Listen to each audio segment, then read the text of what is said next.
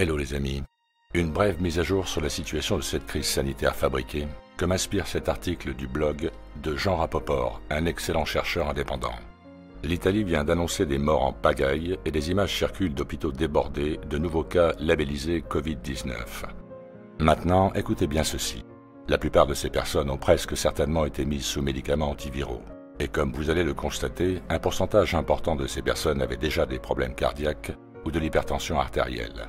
Au moins un de ces médicaments antiviraux, appelé ribavirin, apporte cet avertissement très pertinent que l'on peut voir ici sur le site medlineplus.gov, un site officiel du gouvernement US. Le ribavirin peut diminuer le nombre de globules rouges dans votre corps.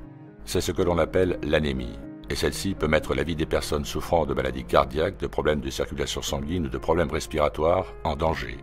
L'hypertension artérielle est un problème de circulation sanguine, comprenez-vous ? Donc combien de patients soi-disant infectés par le coronavirus sont décédés à cause de l'administration de cet antiviral toxique? Son mode d'administration se fait par brumisation sous une sorte de cloche en plastique. Je vous invite à regarder la vidéo suivante de la RTBF, dont vous aurez le lien en description. On y voit justement des patients sous cloche en plastique dans un hôpital italien complètement débordé. Donc, pour ceux et celles qui croient à l'existence du Covid-19, voici la situation de base. Les agences sanitaires italiennes font état d'une escalade des décès par Covid-19, ce qui provoque une grande peur à venir. Mais à l'arrière-plan, d'autres chercheurs du gouvernement italien passent au peigne fin les dossiers des patients afin d'y regarder de plus près, pour voir si les gens meurent réellement du virus ou d'autres causes plus évidentes. Les résultats sont très étonnants, pour ne pas dire plus. Bloomberg News eux-mêmes le rapportent sur cet article du 18 mars. 99% des personnes décédées à cause du virus avaient une autre maladie, selon l'Italie.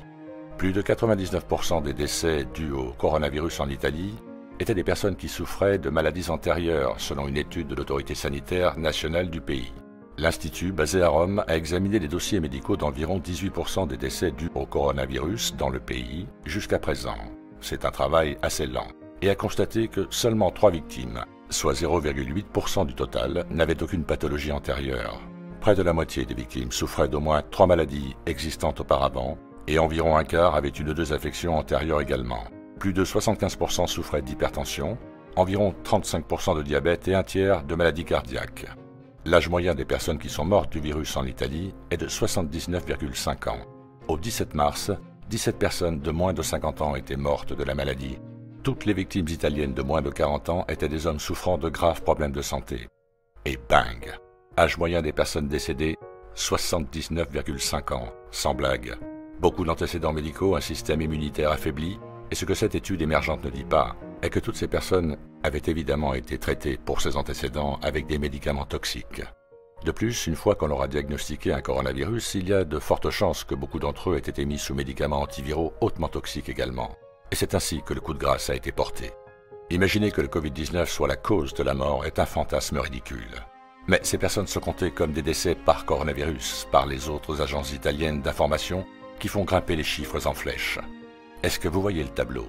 Ces décès, réels ceux-ci, outre le fait qu'ils dissimulent les véritables causes de la mort, y compris médicales, sont le fer de lance utilisé pour justifier le verrouillage et le démantèlement des économies dans le monde entier en ce moment, ce qui signifie que cela touche directement les personnes liées de quelque manière que ce soit à ces économies et qui doivent travailler pour gagner leur vie.